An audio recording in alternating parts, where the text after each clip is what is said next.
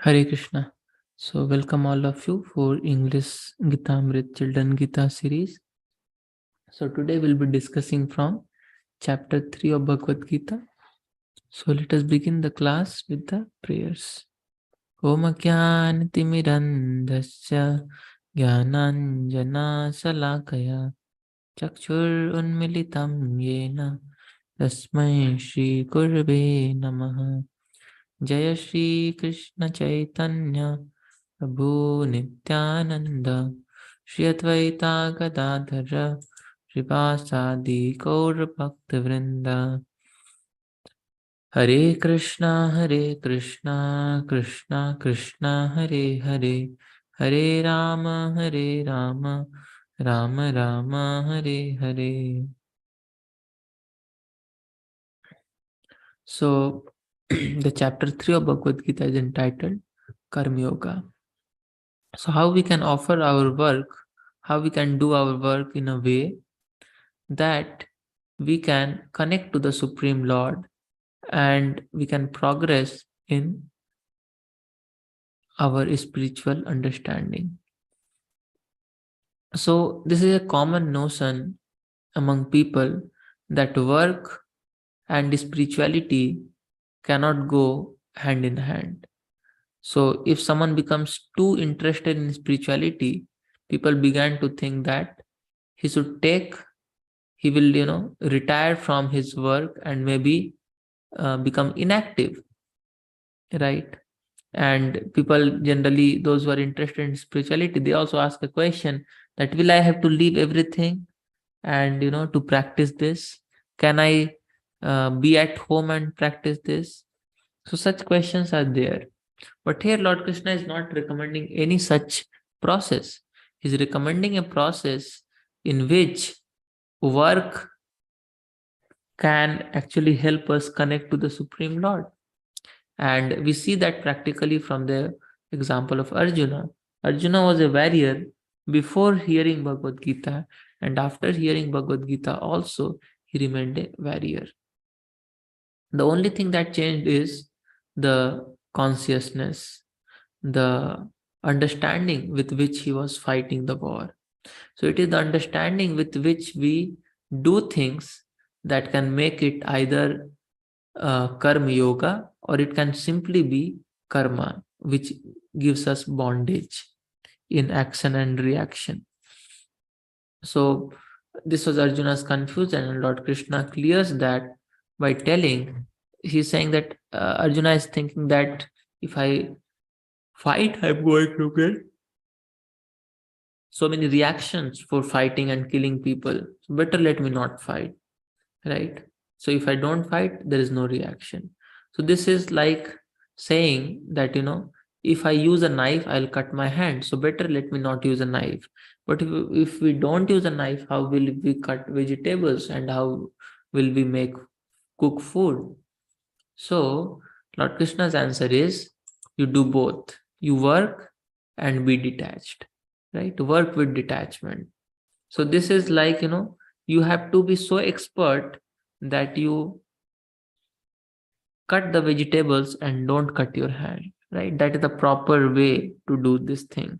Similarly, the proper way to do a work is not simply to do the work, but to do it in a way that we don't produce any bondage, karma bandhana. That we'll see how that is possible. So the word yoga means connecting with the Supreme Lord, and it can be done in so many ways, like it can be done by working for God or acquiring knowledge about God, meditating on God. And the best process is to offer loving service to God. So all of us have got some innate, born abilities and qualities, and there's no need to change it, right? Like if someone is a singer, that is his innate quality that he has acquired from birth. He does not need to change it to become a scholar or a pandit to become a devotee of God. he can sing for God, and that will be the way he can, connect with the Supreme Lord through his work. So Arjuna also, he is born a Kshatriya. He has a nature to fight. So God, the Supreme Lord Krishna, is not asking him to change his profession, right? He can do the same thing, but instead of fighting for himself, he can fight for the Supreme Lord, and that will be karma yoga. That can help him, develop his love for God. So working for God, working for Krishna, that is the main theme. It is not the work simply. The work simply is karma, which creates bondage, karma bandhana. But when work is done for pleasure of Supreme Lord, it becomes karma yoga or bhakti yoga. So how do we do our work in such a way that it does not produce bondage, karma bandhana, but rather it liberates us, right? Rather it takes us back to our spiritual abode. So first of all, what I mean by karma bandhana, what kind of bondage is this karma, right? Is it some bondage of rope or something, some physical bondage like in jail? No, the bondage is whenever, whatever action we perform, we are entitled, or the results are certain to come. It is forced on all of us, right? Just like suppose someone has infected some disease, then the effect of the disease must come to him. Like if someone has infected himself with coronavirus, then the effect of that disease, whatever the symptoms and these things are, that must come to the person. There's no question about it. Similarly, what kind of actions we do in our life, the results are certain to come to us. They are bound to come to us. And therefore, it is a bondage, the chain of action and reaction. So, like suppose someone has committed a murder, he must also be killed, right? He cannot escape it, right? He can escape the laws of police, but which are man-made, but he cannot escape the laws of God, which are all universal. So the point is, the karma, whether we perform good karma or bad karma, it produces a bondage, karma bandhana. But when we do activities for pleasure of Supreme Lord, then mukta sangha, we get liberated, we get free from them. So yajna artha, this is the sloka, Bhagavad Gita, chapter 3, 9th verse. Yajna arthat karmano anyatra lokoyam karma bandhana tadartam karma kaunteya mukta sangha samachara.